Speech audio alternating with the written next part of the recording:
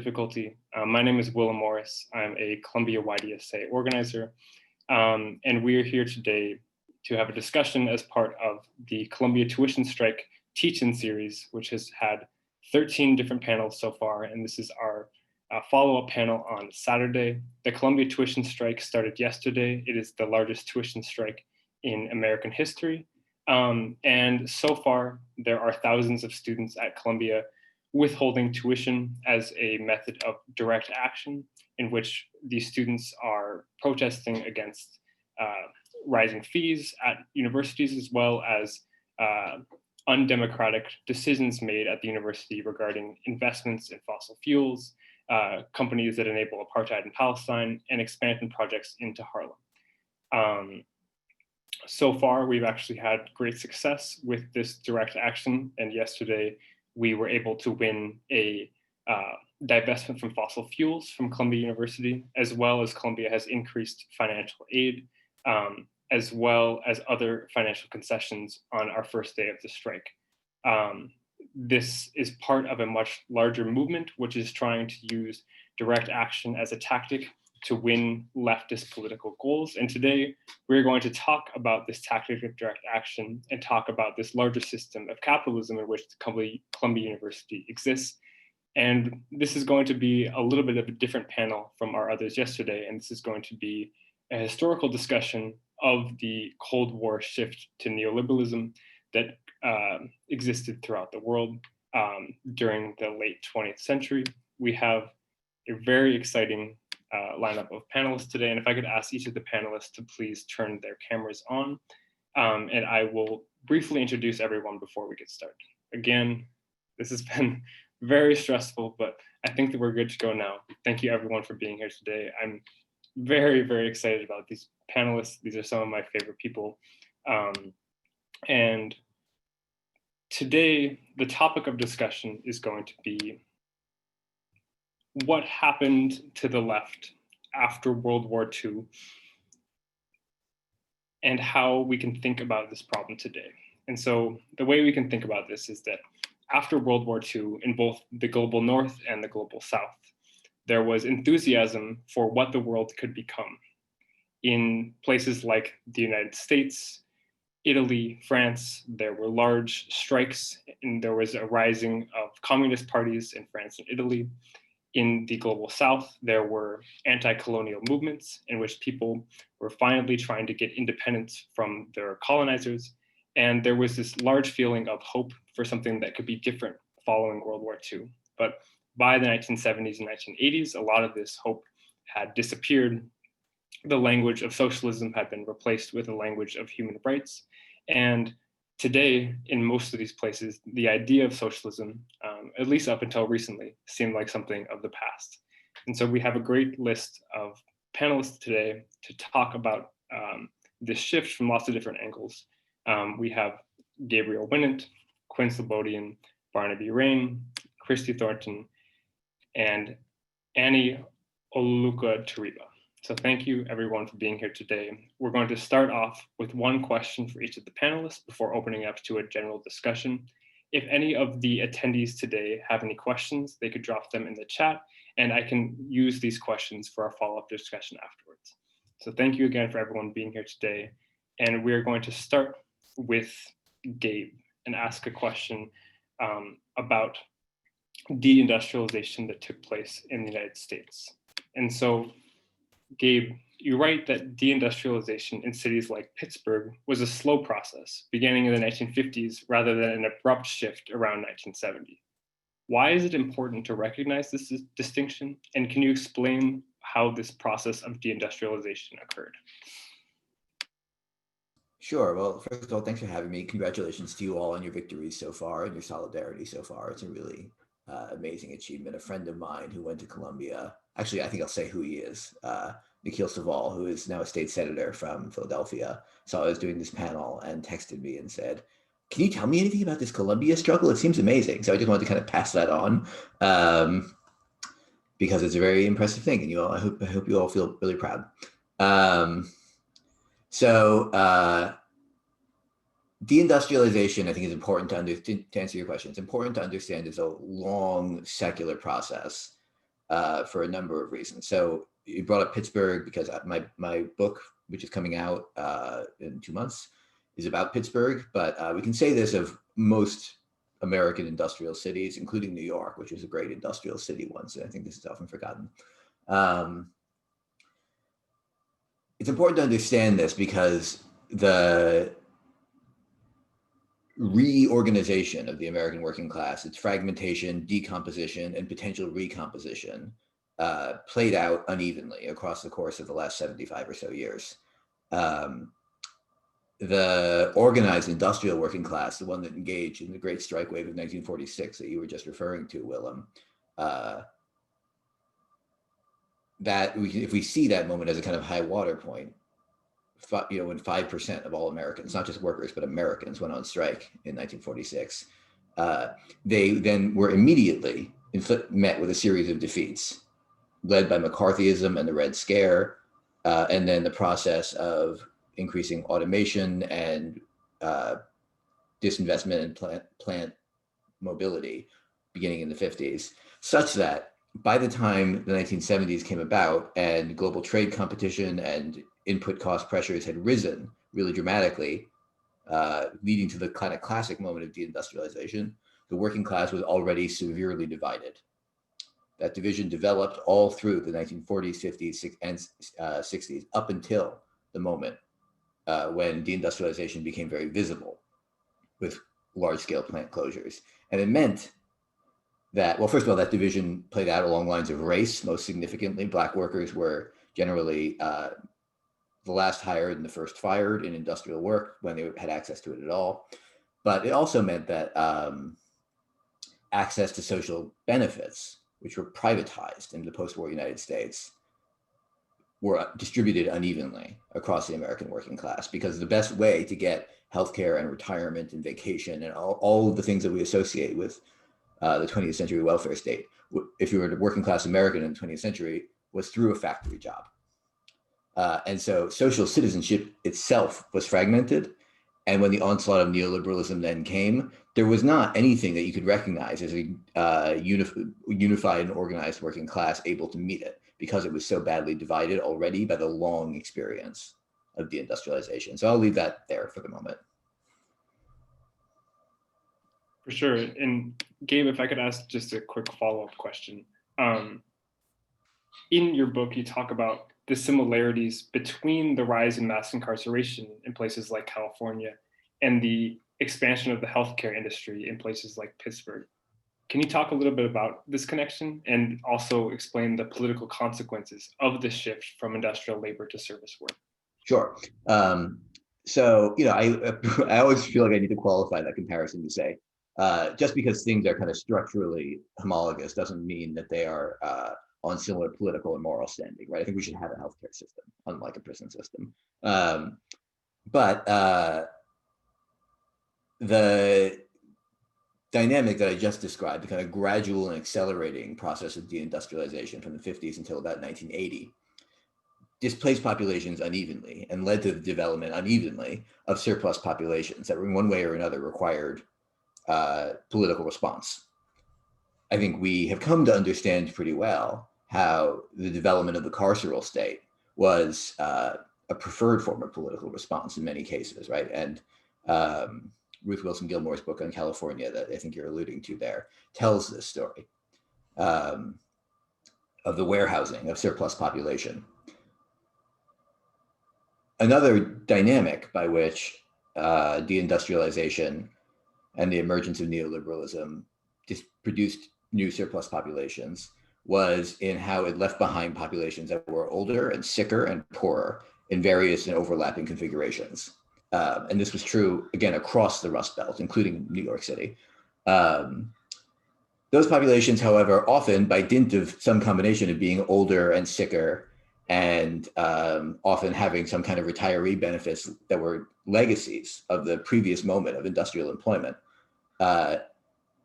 were often more able to make claims on the healthcare system than they were on virtually any other kind of social support. Now, that's not to say like health insurance was great and the care that they got was excellent, but healthcare actually was more of a nexus of social support flowing into increasingly dispossessed communities than virtually any other comparable thing. And so that meant that amid economic ruin, the healthcare industry grew and fed off that ruin and hired people. And the people that it hired were generally the daughters and granddaughters of formerly industrial workers, leading to the growth, which was still ongoing today, of a heavily feminized, low-wage service sector working class, particularly composed of women of color in formerly industrial cities. Great. And so this shift to deindustrialization and the fall of the left didn't just take place in places in the global north, like the United States, the United Kingdom, but there was also this larger shift that took place in the global south.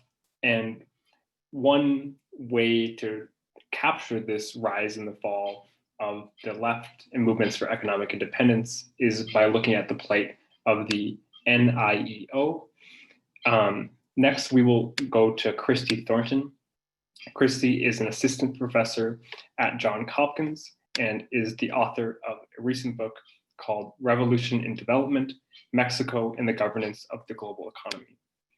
Christy, could you tell us what was the NIEO and why was the goal of economic independence for its member countries ultimately unsuccessful? Yeah, thanks for having me. And again, like Gabe, I'll congratulate all of you for the work that you've accomplished in this short period. I'm an alum of both Barnard and SEPA, and so I feel very close to the struggle that you're having as an original member of the Columbia Student Solidarity Network in the late 90s, harkening back to people like Mike Golash, who I see here in the chat, who's a 68er. It's a really impressive legacy you all are drawing on here. So the NIEO is this moment that for a long time was really forgotten and has recently come to be sort of remembered as a moment of global South struggle for a fairer world order. It emerges in the 1970s, really building off of activism that had happened during the 1960s within the UN. At the UN General Assembly is really the locus of the NIEO. And it builds on other kinds of movements, Pan-African movements, Pan-Arabist movements, the non-aligned movement, and really puts forward a framework to regulate global trade and investment in ways that would be, the attempt was to try and make global capitalism work for both North and South. There are massive tensions within the NII movement, precisely because there are sort of more radical socialist and communist party affiliated actors who are arguing for a kind of more thoroughgoing revolutionary overthrow of the existing global economic system. And then there are actors who are more interested in a kind of reformist position, a position that sees just putting the right kind of rules and regulations and institutions in place. And so thinking about the NEIO, which culminates in 1974 with the passage of a resolution calling for a new international economic order, and then subsequently the passage at the General Assembly of this thing called the Charter of Economic Rights and Duties of States, which I've written about extensively. Those two UN resolutions are really sort of global calls for new kinds of regulations to be enforced. And the idea is to control the power of the emerging multinational capital, the ability of foreign investors and multinational corporations to sort of pursue speculative profits and extractive kinds of industries throughout the third world. The idea was to give an international framework for third world countries to sort of reject that kind of speculation and predation from the capitalists of the global north. Of course, the power imbalance there is massive, right? So many people think of the NEIO as a kind of trade union of the poor countries. The idea, and particularly with the Charter of Economic Rights and Duties of States, which is the initiative is very much led by the Mexican state actors that I study. There's an idea that if the poor countries can kind of get together and, gather together akin to the way that workers would gather together in a labor union, that they can fight back against the power of capital. And so the Mexicans that I study sort of explicitly say this. They say, we think of the global north as the capitalists, we think of the global south as the workers, and what we want to create are kind of good collective contracts. And so as I said, there are tensions within this movement. The ways that it gets defeated are really interesting, but ultimately come down to the ability of global capital, particularly, in places like the United States, to a lesser extent in Western Europe at this point, but especially US capital, to really make its voice heard among the representatives, the state representatives of the global North, United States, Western Europe, to argue strongly against this. So the NEIO passes the UN General Assembly without a vote. It's just sort of by acclamation, they say, yes, we want to call for a new international economic order. And in some sense, that's because the countries of the global North took that moment a little less seriously than, or the capitalists in the global North took that moment a little less seriously than they took the ongoing negotiations and the subsequent passage of the Charter of Economic Rights and Duties of States. And the question about that document, the CERDS, was whether it would have kind of legally binding protection, whether it would change international law in some way to make it so that multinational corporations didn't have the kind of open purview on the world that they had had up to that point. And so there's a really strong fight over the charter, and it passes eventually in December of 1974, with 120 countries voting against it, but the United States and major countries in Western Europe voting, 120 countries voting for it, the United States, Western Europe voting against it. And they had also ensured over the course of the process that it would not have any kind of legally binding power. So there's an interesting move. They both kind of take the teeth out of the charter in some ways, and then they still vote against it when it comes to the UN General Assembly. So in that way, and Quinn has written extensively about these kinds of organizations, things like the National Foreign Trade Council, the National Association of Manufacturers, these really powerful associations of capitalists in the United States really organize and put pressure on, for instance, people who are appointed to the US UN delegation at the time to get the US to vote against this. So it's a complicated moment and the politics are complicated, but there is a kind of, the actors at the time are making a parallel between the kind of questions of labor organizing and building kind of good collective contracts that go to the questions that Gabe was just speaking to as well. So that's kind of the idea of that sort of collective action and organizing on an international front from the global South is something that really animates that moment of the NIEO.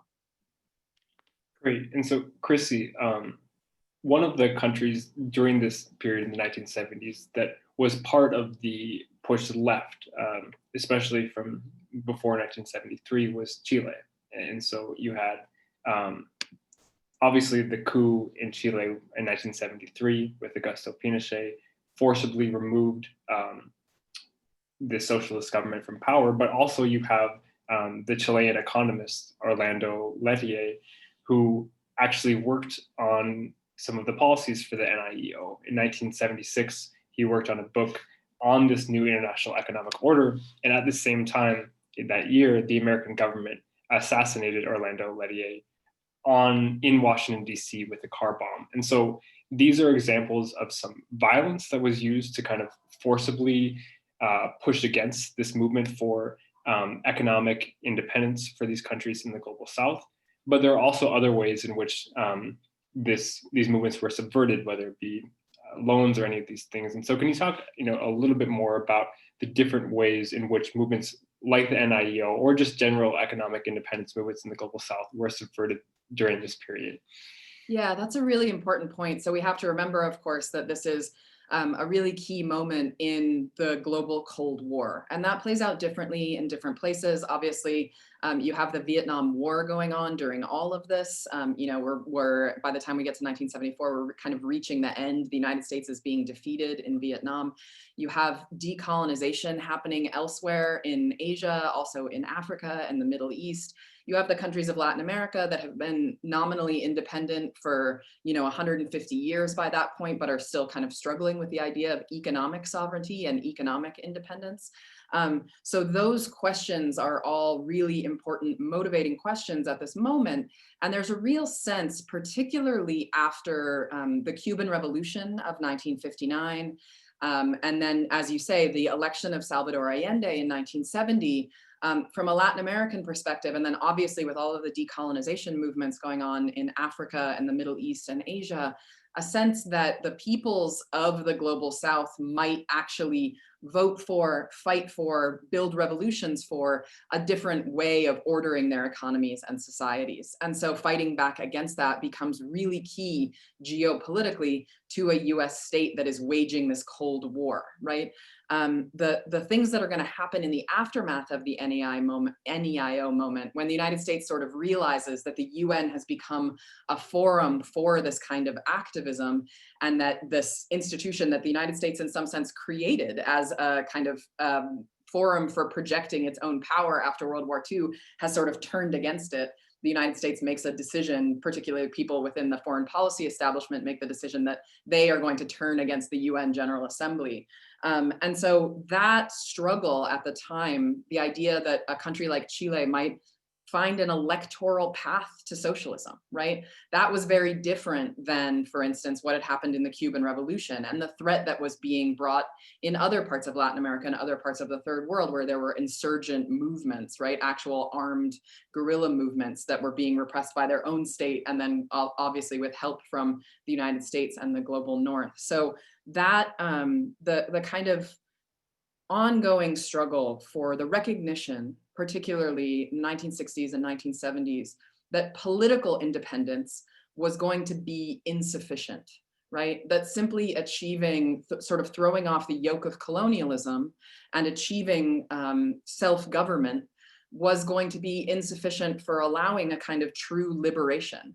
And countries in Africa and Asia looked to the experience of countries in Latin America and they said, look, they've been independent for 150 years and they still have to deal with the economic predations of capital in the global North. And so we need these new kinds of frameworks. So you're right to mention the global Cold War as really important. And I think that's one of the things that over the last decade or so, maybe longer, there are increasingly new considerations of what the Cold War meant throughout the global South, right? That it's not just a kind of ideological struggle between the United States and the Soviet Union, but that in fact it plays out in all of these movements, particularly for questions around economic sovereignty throughout the global South. And so that's absolutely a really key aspect of what's going on there, and a key aspect of what the United States is standing in opposition to, sending in, covert forces to overthrow in the whole post-war period. Great, thank you so much. And next we're going to move to Quinn Slobodian. Quinn is a professor of intellectual history at Wellesley and also the author of Globalists, The End of Empire and the Birth of Neoliberalism, one of the best books about the history of this neoliberal intellectual movement. And so Quinn, this struggle for the economic independence in the global South is directly connected to the fall of the left in the global North. Why were Western neoliberal thinkers so concerned about these movements for economic independence, like the NIEO, or earlier efforts preceding them, like resource nationalizations in the 1950s in places like Iran and Guatemala? Yeah, thanks to everyone for organizing this and for attending and speaking on the panel. I worked for the UAW when I was at NYU when we were trying to get the thing off the ground there, and found it to be an extremely important experience. Not only did it create a sense of the world beyond the seminar room, but it also gave a chance to kind of map out the institution as it was, right? To physically go to each of the buildings that NYU owned and speak to people in different departments gave you a sense of the kind of octopus quality of the university, and then also just the different conditions and realities that people have faced. And if people are interested, I really recommend listening to Gabe's most recent interview with Dan Denver on the Dig, because he does a lot of interesting stuff there, pulling out his stories of organizing into insights into academic knowledge production. So I think we could have actually just done the whole panel about that. But I'm happy to sort of talk a little bit about the history. And if you don't mind, I would actually center the university in my answer, because it connects a little bit to the first book I wrote, which was really about students from the global South traveling to the global North to be educated, and to be educated basically as foot soldiers of a very particular model of industrial modernization, but in many cases arriving in university campuses and using the space of the university to amplify issues that had nothing to do with simply raising the GDP of their home country. So people showed up and started complaining about the civil rights abuses, the human rights abuses of the often authoritarian governments that they came from. They showed up and started complaining about the human rights abuses and authoritarian overstep of the United States umbrella government that was protecting the Western European security space at the time. And they generally misused and abused in the minds of the university administrators, the space of the university classroom and the university campus. And I think that's connected to the question you're asking, because I think that if one way of defining neoliberalism, which isn't the way I do in my book, but you could, is to subject, all of human and social life to the logic of commodification. And the special thing about the university in the 1960s is that, relatively speaking, it was a space that managed to escape a lot of the pressures of commodification. In many cases, it was either free or almost free. People were given a chance to think and learn about things that didn't only have to do with the job they might have afterwards. They were able to do so without the incredible pressure of how to repay the cost of education. And so in that space, they were able to do things that were alluded to in a lot of the Columbia strike literature, the occupation of the buildings in solidarity with the residents of Harlem, the anger against the way that Columbia's own research was being directed towards supporting the war effort in Vietnam. The university could be indeed a kind of a critical counterweight to all of the momentum and the motors of capitalism that we now sometimes call neoliberalism, but I think we could maybe just easily call capitalism at this point. So the space that we're speaking from now is really the endpoint of a long reversal of that decommodification, right? I mean, it's extraordinary to me to read the nature of the demands that you all are making and see this as being described as something radical. I mean, it's extremely moderate, actually, what you're asking for. 10% reduction in tuition, 10% increase in financial aid. And then we have a panel at the end about the future beyond capitalism. I mean, that's a minor tweak to capitalism, if anything, right? And so I think it's a testament to the effectiveness of neoliberalism that it has narrowed the possibilities of our imagination such that we could be asking for 10% less tuition and then manage to call that a future beyond capitalism, right? There's a huge gap between those two demands, and they have everything to do with the history of the last 40 years, which we can, of course, all only sort of allude at in gestures and insufficient kind of brushstrokes here. But I think that would be my answer to your question, which is that the threat of education and the global movement of peoples from the 60s to the present has often been the threat of the imagination of a world that existed beyond the logics of capitalism. And that has happened through the university as often as it has happened through the movement of authors or workers or political activists. So I think it's important to tie this history that we're describing back to the kind of work that you all are doing, because I don't think it's just adjacent to it. I think it's directly part of it. So I just wanted to make that pitch. Yeah, it is one of the most interesting things about the idea of imagination. I think Barnaby is going to touch on this later, is that, right around 1970, there's that famous graph from Sam Moyn that charts the use of the term socialism versus the use of the term human rights in the way that people conceive of a future. And right around 1970s, you just see the idea of even communicating about socialism just completely drop off. And so that is one of the things that I'm glad we're here to talk about today, is like how to kind of shift this imagination back into creating a world in which we can imagine these different possibilities. But I wanted to ask you a follow-up question. In Globalists, you talk about how in the 1940s and 50s, a lot of these neoliberal thinkers, when they were introducing ideas such as the elimination of tariffs and just the complete freedom of capital to move beyond borders, a lot of these ideas were seen as radical, as extreme. But by the 1980s and 1990s, a lot of these treaties that were being negotiated between countries in the global north and the global south had incorporated a lot of these ideas as mainstream. And so can you explain just a little bit more logistically about how the intellectual efforts of the neoliberal thinkers were able to be translated into tangible policy changes during this period? Mm-hmm.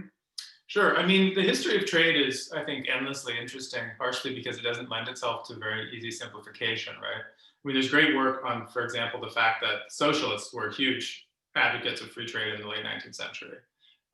So I think that it's important, maybe as a starting point, to acknowledge that trade itself isn't sort of an evil that needs to be worked against, and then the only good movements are the ones that are opposed to trade. I mean, thinking about Christie's work and the development, the dependency theorists, right? They were often not about cutting off countries from trade, but it was about producing fair trade.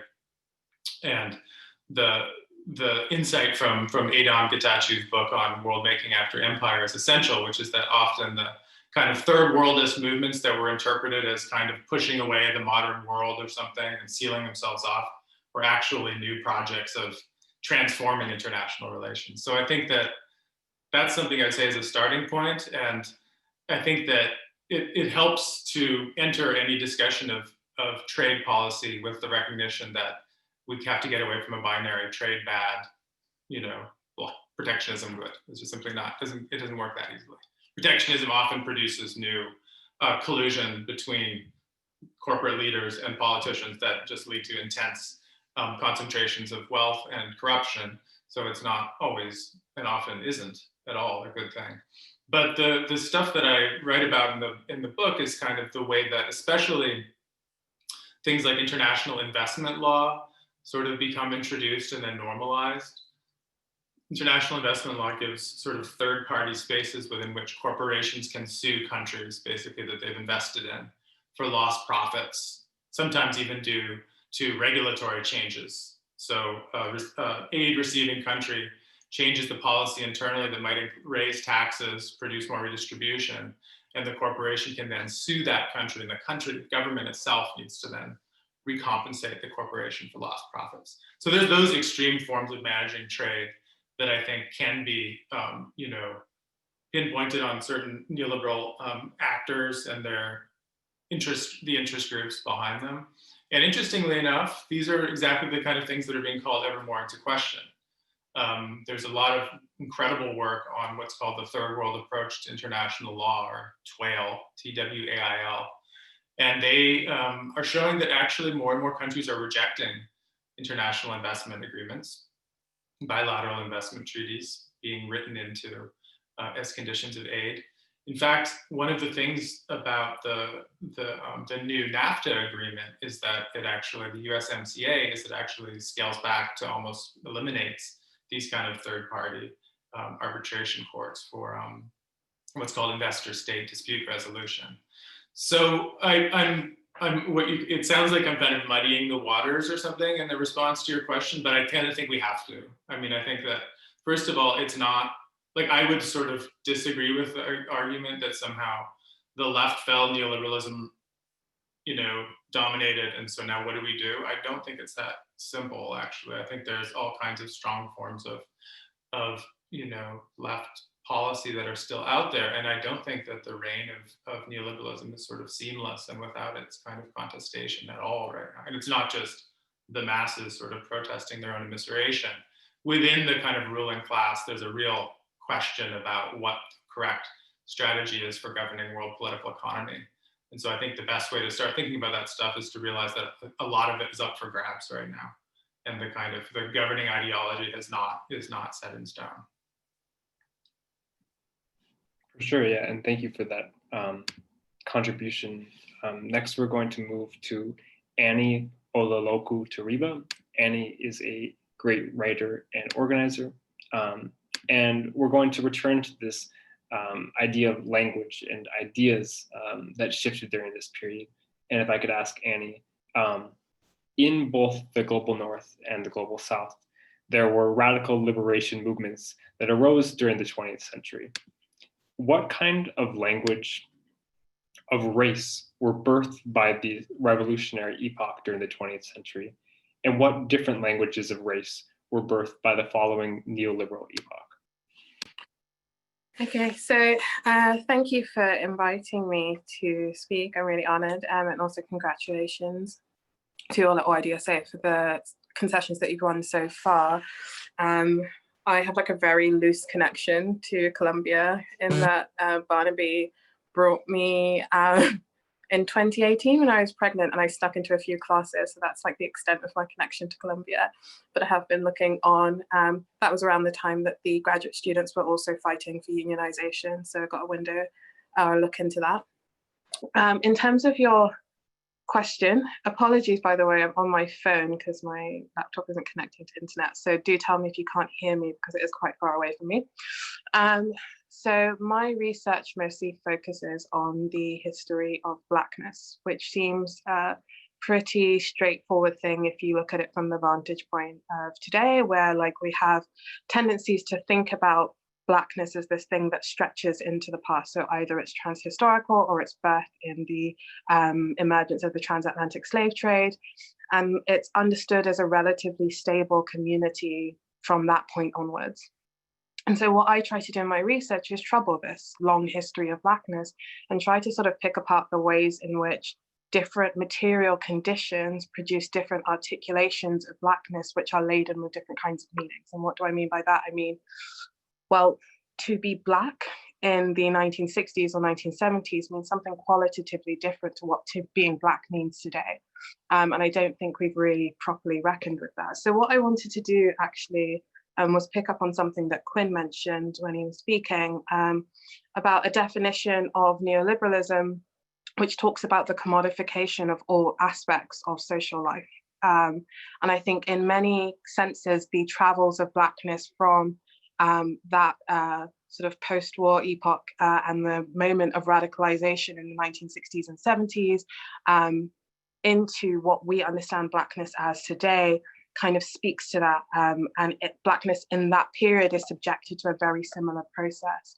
So in the 1960s and 70s, okay, I'll start by talking about how I entered into this. So I entered into this kind of thinking through a very quite parochial debates in the UK about something called political Blackness, which seemed completely alien to most Americans today. And there was the notion of different groups of people, essentially from the global South broadly, people of Afro-Caribbean descent and people of South Asian descent joining together and fighting under the banner of a Black identity. And it was presented at the time as this very particular local phenomenon, a British phenomenon. And in my research, I found actually there are loads of examples across the period in the 1960s and 70s of not just the sort of formal articulation of political Blackness, which then manifests itself not just in the writings of people like Walter Rodney, in the work of Black British scholars, but also going later into the latter part of the 20th century in the Black consciousness movement, in terms of Biko's work on political Blackness, of understanding Blackness as a political posture. And that came from an understanding of Blackness as a relationship to the means of production. And that means that to be Black at the time, to be Blackened was a dynamic or a situation or relation of exploitation, which was produced by something called imperialism. So at the time, very few people talked about racism, and a lot of people talked about anti-imperialism. A lot of people were talking about the sort of dying European empires and the emerging American empires, and that was a key preoccupation in the thinking and literature of the period. And so what we saw is, as the boundaries of what could be construed as liberatory politics, or the horizon of liberatory politics, move further and further away, that language of racism begins to creep in. This is also sort of fed by state attempts to contain the political imaginary of anti-imperialist movements, and they become quite focused within the local, within the national context and bound into the national state. So to speak of anti-imperialism is to recognize that the struggles of former subjects of empire in the UK are inherently or inextricably tied to the struggles of people across the global South who are fighting against not just formal colonization, but then the emergence and the articulations of neocolonialism after the moment of independence. But also sorry, I forgot my train of thought, but as that kind of narrowed in, you begin to hear the language of racism, which is bound to statist, and I think Barnaby might speak to this sort of process of how we begin to understand ourselves within the confines of the state, attempts to redress the consequences of imperialism, which is the process of organizing people by racial groupings, etc., with a preservation of the categories which are produced by that racialism, right? So the Field Sisters talk in their book, in Racecraft, about how it seems so peculiar that the language of pseudo-race science seems to be preserved most aggressively and acutely by the people who are victims of it, Black people. And so in terms of the way that the language shift, what we got was a political posture which articulated the possibility and necessity of abolishing race in its entirety, a shift from that to understanding redressing race as the sort of redressing of interpersonal harm, which is caused by racist attitudes. And as a consequence of that, today what we're left with is a world in which we cannot think beyond, or we struggle to think beyond, processes of racialization, and they become naturalized to us. And the reason I tied that to what Quinn had mentioned about commodification is if you think about how Marx describes the commodity, it's not simply that the commodity is a part and parcel with exchange, but that the commodity hides a whole series of social relations which happen underneath it, right? So it appears to us as one thing, but actually underneath it, there are loads of things bound up in it. And that's kind of the position we're in today when we talk about Blackness. We talk about the Black Lives Matter movement. We don't really have a mainstream poll which articulates a vision or a possibility beyond the existence of Blackness. And part of that is because we've come to understand Blackness as ethnic or Blackness as morphological. And we're bound into the naturalization of what are the social processes which create Blackness itself. I don't know if that properly answers your question, but what I was sort of pushing at there is the collapsing of horizons, the shifting of the possibility of revolution. Like, we have to think, in the 70s, people were talking about being on the eve of revolution. The Panthers were talking about survival pending revolution. But understanding was, in this immediate moment, we have to survive. But revolution is possible and revolution is going to happen, and it's only a matter of time. When you get the neoliberal backlash, when you get the crushing of those political movements, violently so, what that produced was a sense of despair, a sense of despondency, a sense of impossibility when it came to the question of revolution. And that fundamentally reconfigured the way that we understand crucial questions. Now, that doesn't mean that there's no possibility of bringing back, quote unquote, that language, but I think that what we have to do is think a bit more creatively.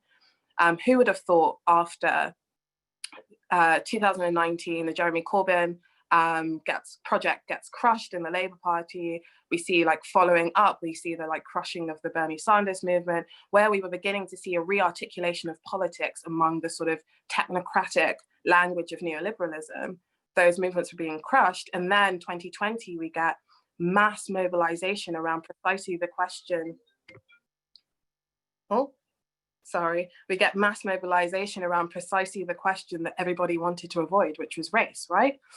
So that speaks to the fact that the way that this process of racialization, the way that this language of race has shifted, is not itself, it's not fully neat. There are chinks in its armor, but I think that it also means that we have to reckon with the fact that if race itself is transformed by the process of neoliberalization, as it was earlier transformed by the emergence of capitalism, then we have to think differently about what possibilities could be available to us today. So it's not wholly a project of restoring. I think the project of restoring takes us so far. It takes us as far as understanding that we have more agency than we think we do. But actually it means thinking differently about what imminent possibilities are created by the context which we're faced with today. And that means not simply replicating the slogans of the past, but transforming them to be fit for purpose today. I hope that answered your question. Definitely answered my question. Yeah, that was fantastic. And thank you so much for joining us today. And it's really valuable, important contribution. So thank you. And finally, we could move to Barnaby Rain. Barnaby Rain is a PhD candidate for history at Columbia University, who is thinking specifically about this question of why it became so hard to imagine the end of capitalism, before I move to Barnaby, I'd like to give a personal thank you to Barnaby. Barnaby has been influential, not just in my thinking on the subject, but very helpful on helping organize the tuition strike at Columbia, giving hours of advice to organizers. And that's really, really appreciated by all of us. And I'm really glad that you could join us today. But for Barnaby, my question for you is that when we talked about the Red Scare with Gabe, or with the coups, or with Christy, with Quinn, like the different ways in which economic independence movements were subverted, a lot of these conversations are about efforts from capital in the global north to subvert efforts in the left. And this is kind of a way that is thought of often on the left. But what role did the left play in their own, I guess, failures during this period? It's a great question, miserable and a tough question. Thank you, Willem. First, can I say, and I will try to answer it, that thank you so much for having me on the panel. It's a very great honor to be speaking with lots of people whose work I read and admire, but it's of course the greatest honor that I've been able to teach some students who have turned out to do such amazing work, including you. So, you know, most of your role as a PhD student and teaching assistant at a place like Columbia is just the reproduction of the ruling class, the reproduction of class society. But those moments where there are little chinks in that armor, as Annie just put it, are the proudest moments. So, so this feels wonderful to be here. To several of you, my former students who've been involved in this this strike, which has been an amazing strike, and I wish you every victory. So as you say, my PhD is a sort of particular partial history. It traces one line in the conceptual history of this concept of transition, a very lively concept in 20th century social and political thought, the idea of the transition beyond capitalist social relations to something superior, something like socialism. And transition is not the same as utopia, right? It's a concrete strategic concept, a kind of roadmap for the supersession of capital. And while I think Quinn's absolutely right to warn us against a kind of fatalism that thinks that everything's been lost since the 1970s, I think that there has been a decline in the ability to think that concept, certainly in the global north. I don't pretend that this is a fully global story, but the ability to think the concept of transition rather than just the concept of opposition to capital. And I think that we're led astray. So this is to get to your question, right? I think we're led astray by an impulse that's well-founded, but politically potentially a dead end. And that's a kind of crude materialism that says, of course we lost on the left. This is a common kind of impulse, I think. Of course we lost because the other side was so much stronger than us. That's why we lost all of these battles we've been hearing about, the new international economic order, anti-racist and anti-imperialist struggles in the US, like Annie was just talking about the Black Panthers. You know, of course we were defeated because the other side's much more powerful. Now, that is a well-founded view. I mean, to give just one example from my own research and thinking, given that it's very important to me that the early 20th century moment, the kind of Comintern moment, constructed a two-pronged global coalition in which capital would be taken apart by revolutions in the metropole, which would decapitate it, and revolutions in the periphery, which would cut off its access to colonial super profits. That global coalition in two prongs is very important. If you see things that way, then obviously McCarthyism and COINTELPRO become not just American problems, but world historic tragedies, because they produced a situation in which you got a language of global revolution replaced by a much more difficult language of delinking, in which militants in the global south were no longer able to look to what they thought of as the center of world capitalism as a site of revolutionary possibility, in the way that, say, someone like Mariátegui in the early 20th century could write that Latin American revolutionaries were carrying out their duties of solidarity with the masses of Europe, he said, in trying to enact revolution there. There was a sense of a global unity in working class militants in the global north and anti-colonial struggles in the global south. So, of course, the American breaking of the back of the American labor movement and the American left and American revolutionary militants was a world historic tragedy then, that cut off the possibility for lots of people of a transnational solidarity. So it's well-founded to think of these defeats as sort of imposed by our enemies, but it's also potentially misleading for suggesting that we only have to revive and restate past hopes and just battle harder this time, so that this time we'll finally break through enemy lines and do better. And I think the key question that's obscured here is how our defeats remade the world, and so remade provide the terrain on which we must now struggle. So this is also to rule out a kind of crude idealism that says we lost because we took some wrong turns theoretically. Tracing how the end of capitalism faded as a horizon of political possibility should mean both recovering a sense of what thinking we've lost, what beautiful thinking we've lost, but also mapping the material processes that first transformed and then ultimately undermined left thinking. And so my answer, which is only a very partial answer, I trace this kind of very particular story for my PhD research. I'm just beginning, unlike others on this call, you know, I don't have illustrious tomes, I'm just starting, but my answer concentrates on the question of the state. And goes back and says we have to go back to these first decades of the 20th century and the gradual ascent of something called the state, whether that's a real apparatus or a kind of effect, but something called the state as a locus of socialist politics, the instrument with which to end capitalism. And the transformation, I think, of left languages of emancipation into languages of regulation and planning, a kind of very particular socialist governmentality in which the end of capitalism means something called politics, normally the state, but it can be instead, you know, workers' councils or Soviets or whatever it is, but something called politics regulating something called the economy. And I think that that's a particular language for thinking about the end of capitalism that arose in the early decades of the 20th century. It's quite different from the way that Marx and early in turn of the 20th century Marxists certainly thought about emancipatory social transformation. And I think that then created a set of problems in the later 20th century. There's a classic kind of problem of sovereignty for anti-colonial and post-colonial politics, which is, oh, we've won our independence, but our state, the instrument with which we want to do things, actually isn't very powerful vis-a-vis world capitalism. And I think that problem that's first posed by lots of anti-colonial thinkers, you know, it's posed from sort of people like Kwame Nkrumah thinking about neocolonialism, posed long ago. And so it gets posed in the 1950s and then really comes home to the West in the 1970s. You know, I work on lots of stuff happening in Britain where Tony Benn, sort of leader of the British New Left in the 1980s, says Britain's the last colony left in the British Empire. You know, this feeling that Western European states don't have real sovereignty in the world system either. And so you know, my particular answer is to trace how a turn to the state then set up a set of problems for thinking about social transformation. Now, I think that should be not simply a kind of miserable story, but a potentially inspiring one. First, because it suggests that ideas about ending capitalism founded for subtler reasons than the whole quest being an impossible one from the very start, right? So that was the kind of 1990s urge. This was a kind of silly utopian move from the start. Still Alive Today, a recent book by Francesco Boldizzoni about ideas of ending capitalism, and the subtitle is Intellectual Misadventures Since Marx, right? The whole idea was kind of a silly one. But secondly, I think that that focusing on particular 20th century transformations of left thinking can be productive and not just depressing, because it clarifies what questions remain for us to reawaken. Questions basically, I think, of freedom, of the left taking back a language of emancipation which neoliberals were able to claim partly because social democratic welfarism had made its language regulation and statism. And neoliberals were able to claim a language of freedom, I think, highly deceptively.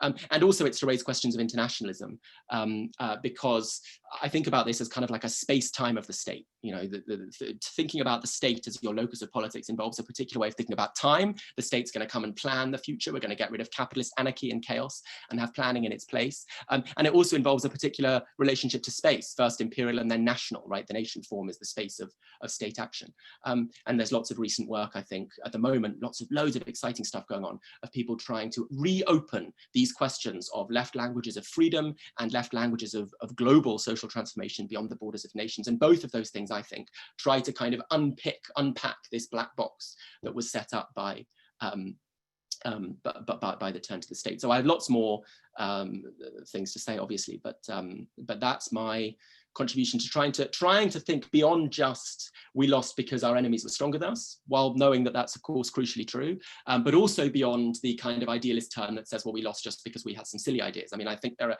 all sorts of very sensible reasons why in the 1920s and 30s, using the state to plan your economy seemed like a pretty sensible thing for the left to do, but it's just that the changing material conditions amid the end of empire made that horizon less workable in places like Britain and France. And perhaps one of the kind of post-colonial tragedies is that it was, like so many other horizons, carried over from places like Britain and France into the political thinking of anti-colonial politics in the global south, even though it was never quite workable there, because its precondition actually was always imperial states that were very strong vis-a-vis global capital.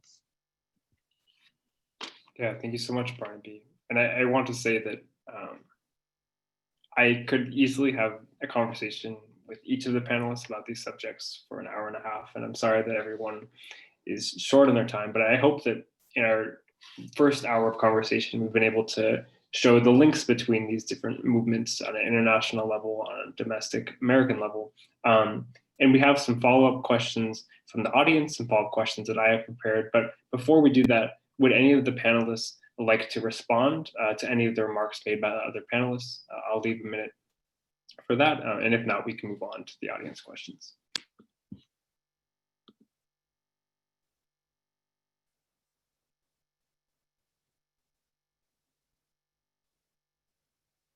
Okay. If we don't have any direct responses, one of the audience questions I think directly relates to something that Christy mentioned earlier. I think it was Munoz Ledo, who was a Mexican public servant who worked on drafting the Charter of Economic Rights and Duties of the State, which is part of the theoretical underpinnings for the NIEO, who described the charter as a collective expression analogous to class organization. And he said specifically that the developing countries are the workers, the industrialized countries are the capital.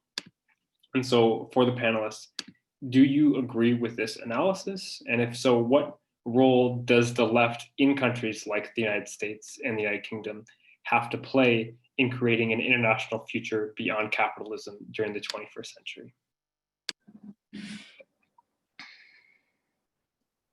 I would just respond by saying I don't think I have a direct response to Porfirio Munoz Ledo, who is, still very active in Mexican politics. He's very much part of the current left moment in Mexican politics, and he's still on Twitter. You can go follow him, sort of building the Morena party in Mexico now. So he's a really interesting character. I think a thing to realize about that particular moment, and I guess this is what historians do, right? But a thing to realize about that particular moment is to situate it in its context, and it's the context of the Mexican post-revolutionary state of the late 20th century, which has built this very strong corporatist compromise, right? The entirety of kind of Mexican post-war developmentalism is built very much on, a strategy that the Mexicans refer to, and that, as a kind of out word at this moment, but at the time was referred to as kind of tripartism, right? In Mexico, tripartismo. And so the idea there is that, precisely to get to some of what Barnaby was talking about, the state is it understands its role as being a mediator between labor and capital, and that the three parts of that, state, labor, and capital, together come to this kind of compromise that allows for authentic Mexican development at the time. An important aspect of what's going on in Mexico at the time, and that Porfirio Munoz Ledo is well aware of when he says this thing, is that this kind of idea of scaling up the corporatist model that Mexico has built in its developmental state ignores the ways in which that state is simultaneously massively repressing channels of dissent that go outside of that corporatist model, right? And so at the same time that Munoz Ledo is arguing like, hey, we figured this out in Mexico and we just need to scale it up to the world, he's ignoring the fact that there have been massive massacres of student movements, precisely the kinds of things that Quinn talked about that you're engaging in here, of insurgent, peasant insurgencies in the countryside, that there is a kind of clandestine, dirty war going on to ensure that all dissent is kind of channeled through that corporatist compromise. And so that, as a kind of cautionary tale, I think is an important thing to add into the context of that moment.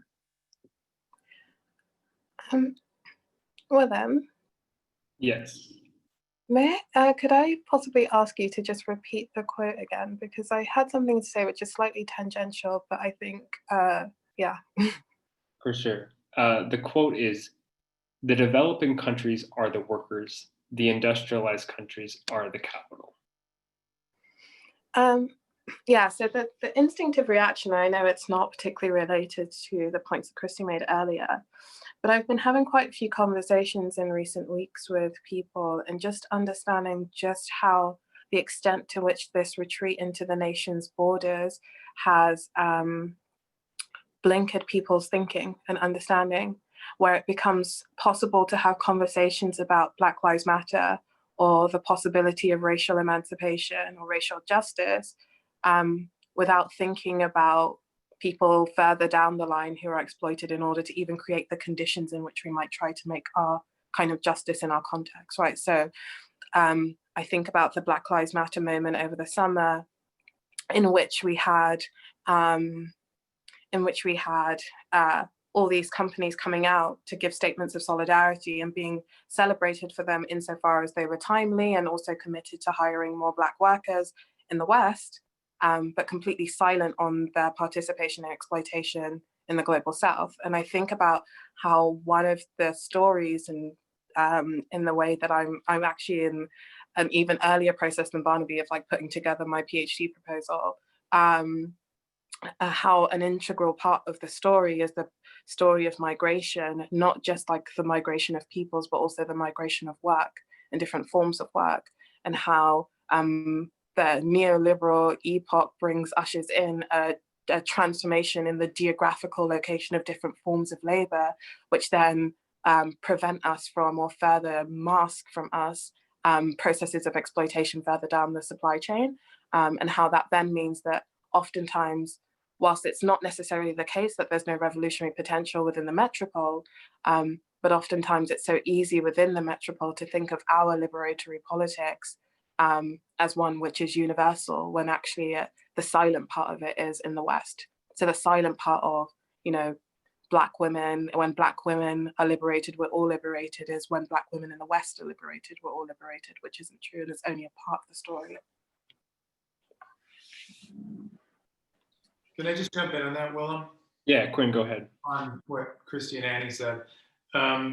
I think for me, the kind of discomfort with taking that kind of a quote as like a way to set our coordinates now is that it's really important to see that the kind of critique of the NIEO was largely valid, which is that this kind of language was often being used by a privileged class of elites in the global South as a way of amassing their own personal wealth and conflating the country with themselves, right?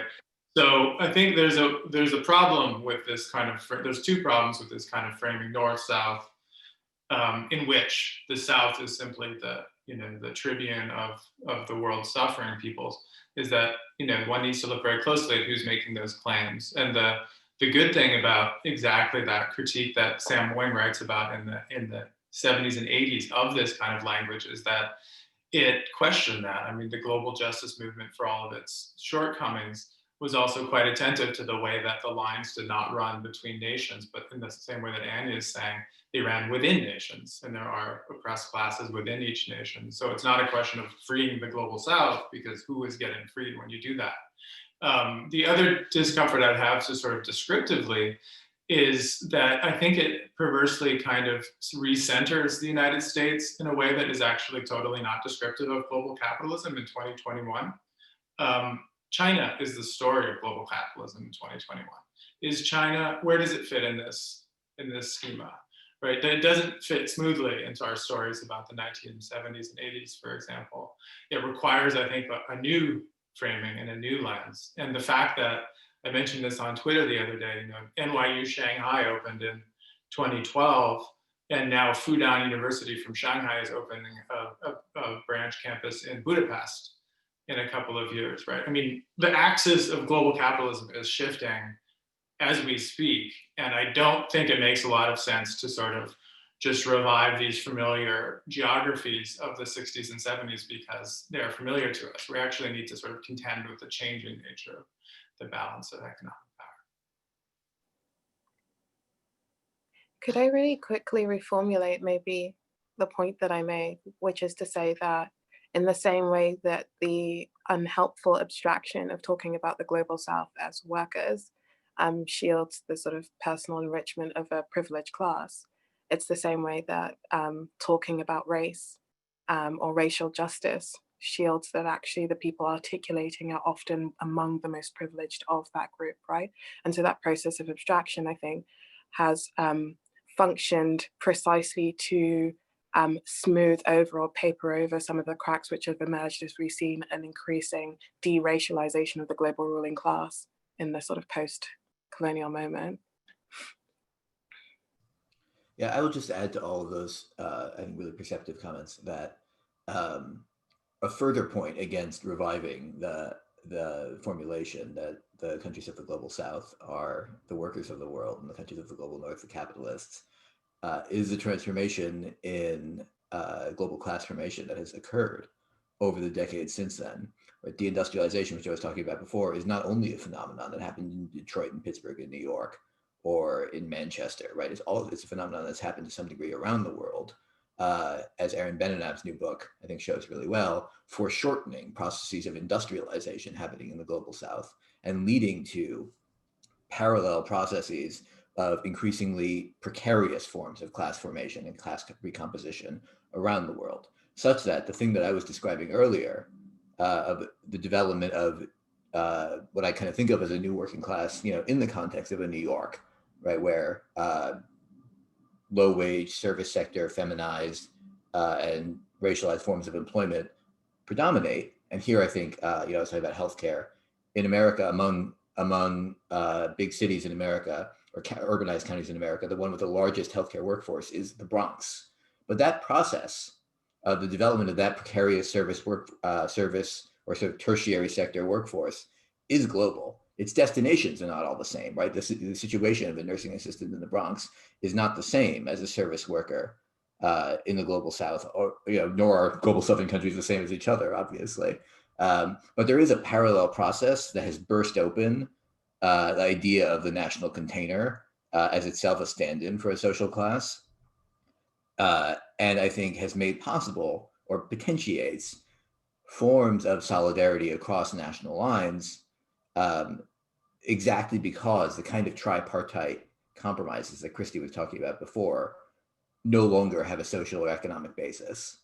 And I think, we can even kind of optimistically maybe say we see some forms of beginnings of that even in the global north in, I think, rising forms of anti-imperialist consciousness that it probably is fair to say we can see in social movements of the last few years. Should I come in on this question, William, as well? Okay, so to the comments, I guess. I agree with everything that's been said. Firstly, it strikes me again how many of the debates of the 1960s and 70s are really a recovery of 1910s and 20s global communist movement debates. That's true in questions of gender, for example, much more than is appreciated. But it's certainly true in the language of underdevelopment and proletarian nations, which is their clash, the clashes, the Comintern, famously in Lenin's debate with M.N. Roy, for example. And so the idea of dependency and world systems theories as potential armor for the class projects of local bourgeoisies positioning themselves as subaltern, and he makes a very important parallel between that and the contemporary abstraction black wealth, in which, like Beyonce represents every black proletarian or something. The dangers of these abstractions is interestingly sort of hashed out and argued out in the 1920s, where as communists are trying to work out how to relate to anti-imperialist projects. And then again, I think in the 1960s and 70s. But, Lenin's imperialism, the 1916 text, has 4 countries, Britain, France, Germany, the USA, as kind of equal centers, really Britain most of all, really implicitly for Lenin there, but 4 roughly equal centers of finance capital who's dealing with the surplus by investing it abroad. And that's obviously not what global value chains look like now. But it's also, to be honest, not really what they looked like in the 1960s and 1970s, when lots of these models were being rediscovered and rearticulated. That's the age of the rise of Singapore, South Korea, Japan, before the contemporary firmament of Chinese investment in Africa, say, which would seem to follow that very classic model of imperialism. I saw Quinn's tweet the other day about China, and I thought of the irony that just a few years after Portugal lost its last colony in China, Portugal is now the subject of China's Belt and Road Initiative. So like clearly there's been a complication in how in the political relations and the global value chains. But I think the interesting thing is it's not like it worked in the 1960s and 70s and it just doesn't work now. I think actually the 60s and 70s were a recovery of a 1920s world that actually worked then, but still already didn't quite work in the 60s and 70s. But the last thing I want to just say is where I think it's sort of slightly in defense of this language of proletarian nations and capitalist nations and whatever, I think that it can reveal something really important to us, which Willem will know because it's important when I teach, which is thinking about neoliberalism, not as something that came to destroy post-war civilization, which is the kind of framing we have certainly in Western Europe through a kind of methodological nationalism that says there's a place called Britain or a place called France, and we had our post-war welfarist moment, and then it was destroyed by this neoliberal assault. Rather, I think that opening up the question of empire and seeing anti-imperialist struggles as things which were attacked by neoliberals illustrates a broader point, which is how neoliberalism came not to destroy post-war civilization, but to save it. You know, I teach Quinn Sabodian's book along with Adam Getachu's really brilliant book, but also along with Melinda Cooper's book about gender, where in all of these cases, whether it's thinking the question of colony or the question of gender and feminism, it reveals that these projects reveal how the neoliberal assault came to attack. If they were a counter-revolution, they were a counter-revolution against a revolutionary upsurge that sought to destroy the post-war order. They were not simply a counter-revolution against the post-war order itself. And I think then some of the interesting questions is what the left was to do in that situation and how the defense of the post-war order seemed unfeasible. And so there was really an attempt to break through and beyond it in a radical direction to destroy its orders of gender and nation and class, or to transform it in another direction, which was the neoliberal project, and maintaining the order as the kind of middle of the road social democrats wanted to do was the project that seemed most unfeasible. But I think that's one of the things that we have to grapple with here. So seeing neoliberalism as a counter-revolution, not just against the post-war world, but against a much more radical project to transcend the post-war world, which was the thing that neoliberals came to destroy.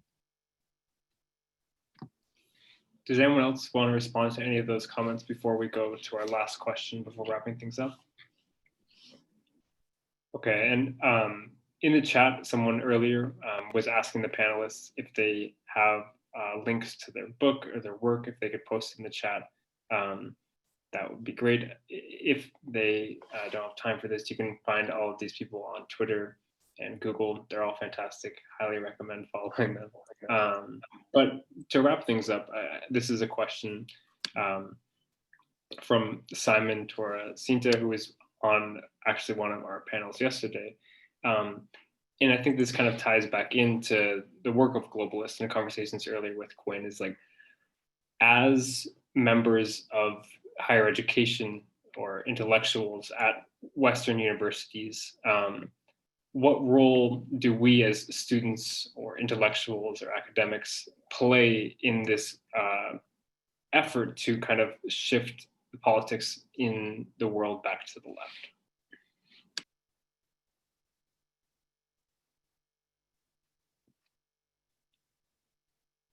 Obviously, part of this role is what Barnaby does, is radicalizing your students, which is an important part of this fight, but especially in terms of like writing versus organizing, if anyone wants to come in on this.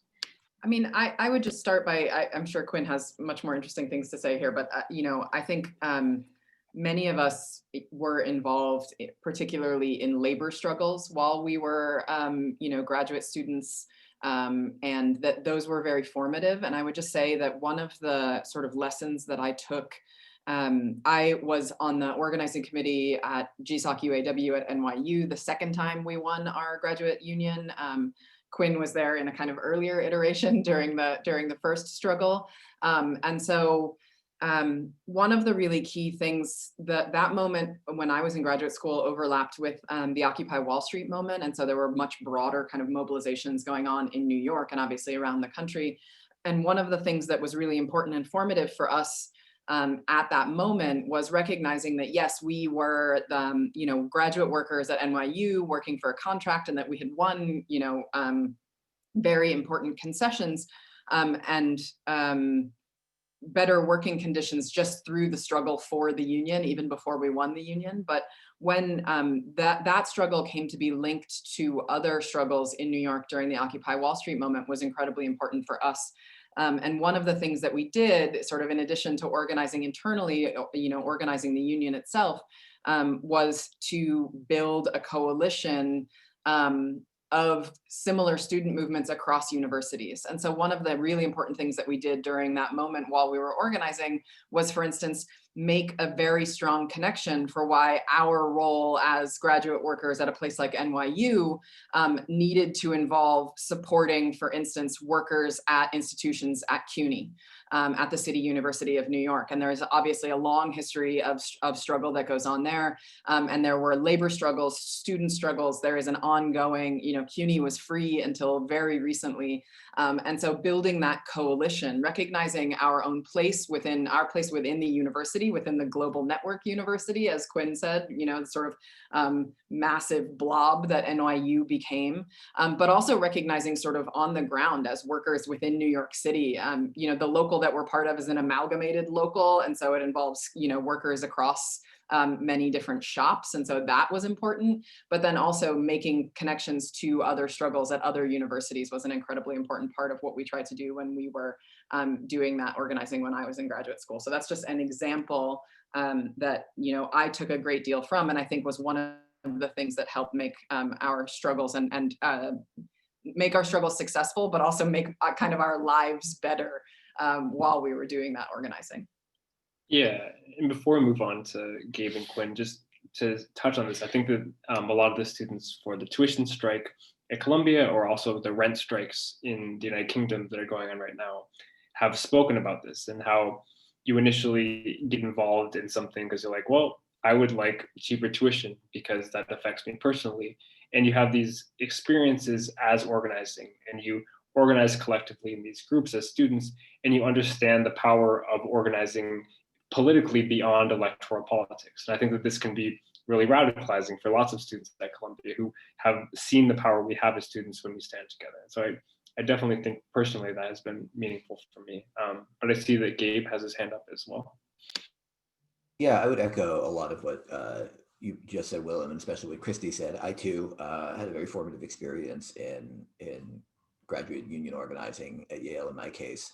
And what was powerful about that, and what has really left its imprint on me, is how the graduate students were in the same union as the custodial and service and maintenance workers and the clerical and technical workers. So between the three, there were 7,000 people on campus who those unions represented or sought to represent. We shared an office, we shared staff, we shared campaigns. We were deeply integrated in many ways. Many challenges resulted from that, right? It was not at all straightforward to, in particular, persuade graduate students to often follow the leadership of the elected officers of the recognized unions, the blue collar union and the so-called pink collar union, and to kind of fall in with a plan that emanated from that source. And the converse was true also, right? To persuade our comrades who in those unions that we were worthwhile allies and that we actually had enough in common that this struggle would benefit all of us. And in many ways, I think that that solidarity, I can't say that it was a resounding success in such a way that it simply needs to be imitated and diffused. Rather, it was possible, right? We didn't fully achieve it, but it was very clearly possible. And I think that to generalize this point, the processes of economic dislocation begotten by neoliberalism that we've been talking about for the last hour and a half, right, have played out in the lives of college and university students, even ones at places like Columbia or like Yale, where I was a graduate student, that make it possible for us to potentially orient ourselves in solidarity, not just with other student movements as we need to do, but with a broader working class movement and even an international struggle potentially. However, it's also not automatic, right, that solidarity actually attaches on either end. And I think a lot of the work that we have to do as organizers is to figure out how to make good on that possibility, how to identify the real points that we have in common with other movements that we want to and need to be attached to, and how to work through the real forms of difference that potentially separate us, which often take racialized forms, gendered forms, you know, class forms in a certain way, although class is kind of complicated to talk about there. Yeah, I think that you have a lot to say about the PMC discourse that we could talk about at different points, but I know that it is 1:30. I would like to leave room if any of the other panelists would like to comment on this question, but you're all also welcome to leave. If I can just very briefly, oh, go ahead, Annie, I'll follow you. No, you go first, Quinn, and I'm happy to go after you. I'll be very quick. I mean, I just wanted to make an observation, I think, about the strangeness of this moment politically. With the victory of Biden, we're in this situation where many, at least superficially, regressive causes are going to be placed onto the mainstream agenda by the most powerful country in the world. And that represents, of course, both an opportunity and a threat, right? It means that we can advance things like climate politics, we can advance some things like the move towards racial justice, the securing of reproductive rights for women, all kinds of things that are extremely important. But it represents also a threat, because there's a way that those demands are going to be watered down, defanged, co-opted, reproduced in class-blind ways, in the way that Annie was describing some of the movements towards recognition of racial injustice. And third, most importantly, it's going to leave the space for an opposition to that movement that has kind of a righteous fury to it in the forms of the right-wing street movements that we've seen so much of in the last couple of weeks and months. So I think it's essential now, almost more than ever, because part of a sort of center-left cause has reassumed power in the United States, for there to be an opposition movement that has as its horizon an opposition to capitalism and a desire for a world that is decommodified. Because the supposed resistance represented by the right wing right now just wants a more radical form of capitalism. And I think that leaves a space for people who are anti-capitalist to move in there, but it's going to be difficult because they're going to be portrayed as pawns of the ruling class and now pawns of the people of the World Economic Forum, who also now speak the language of Black Lives Matter and climate justice and so on. So it's a new dance, I think, to sort of avoid co-optation or the tarring accusation of co-optation while still building, you know, robust mobilizations at the grassroots. If I could just come in on that question. I guess I'm a bit different to most people on the panel. I haven't done any graduate studies, so I finished my BA in 2016, and I've been an independent researcher since. And so like I'm coming at this question, not necessarily, I think there are elements of access to resource, etc., that you have by virtue of being in an institution.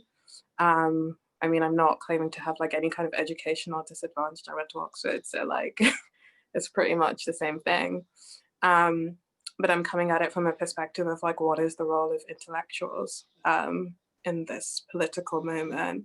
And I think where neoliberalism in terms of common sense, popular common sense, has scaled back so much of what people conceive of as possible to change in the world, the role of people who have access to restoring, to reviving, to rekindling histories is in restoring that agency to people.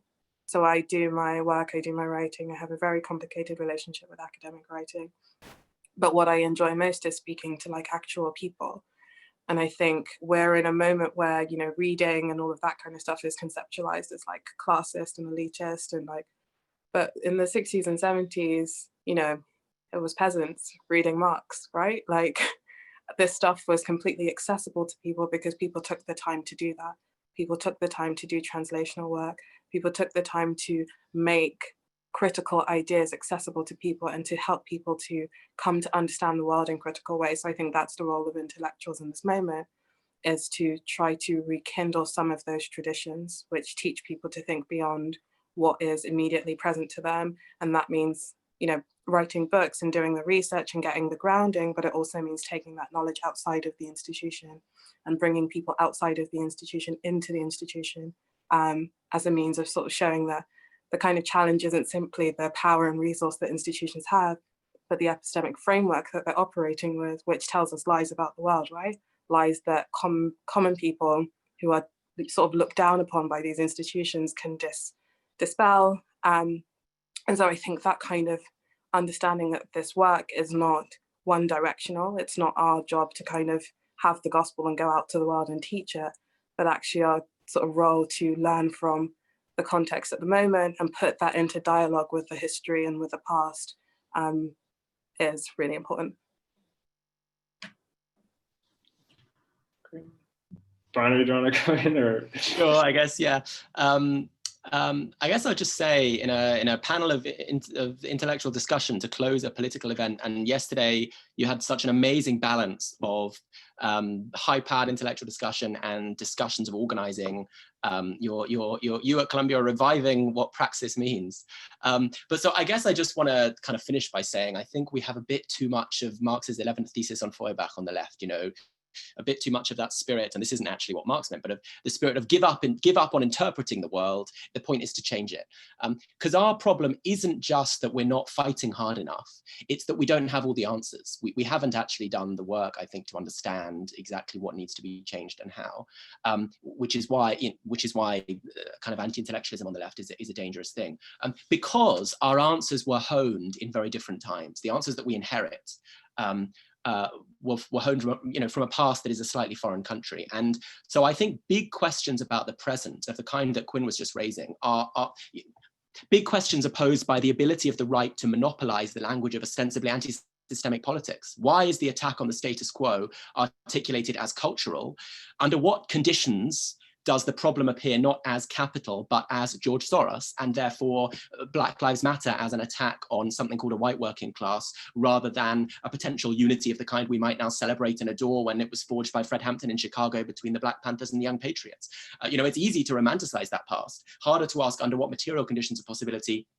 This is actually some of the work Annie's doing. Under what material conditions of possibility that took place, and what are the very different conditions of our moment that make it harder for us to generalize a politics of anti-capitalism? So I think the process of working out answers for our moment comes both through reading and through participation in struggle. I've certainly learned a lot, both by spending time reading books and by spending time on UAW picket lines and then fighting against some people in the UAW.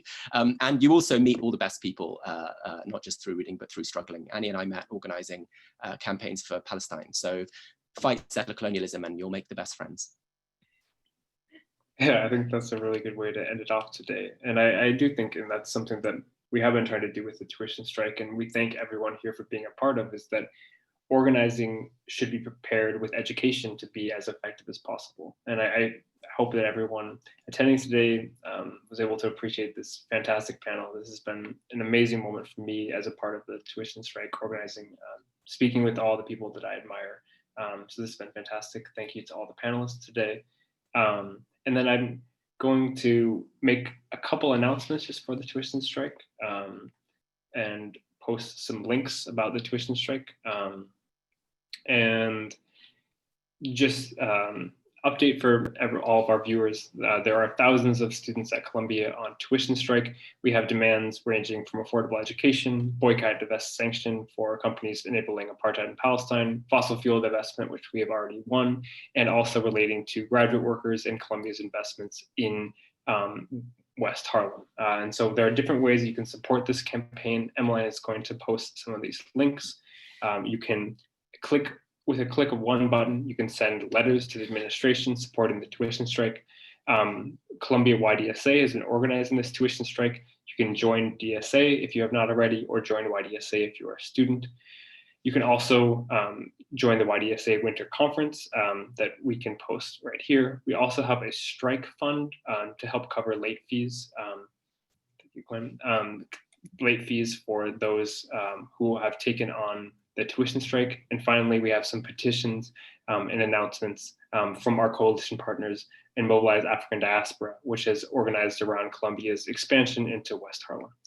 So thank you again for everyone being here. This was just a fantastic panel. And I look forward to reading all the work of the panelists in the future as well. These are all fantastic thinkers. So thank you, everyone. Have a good rest of your day.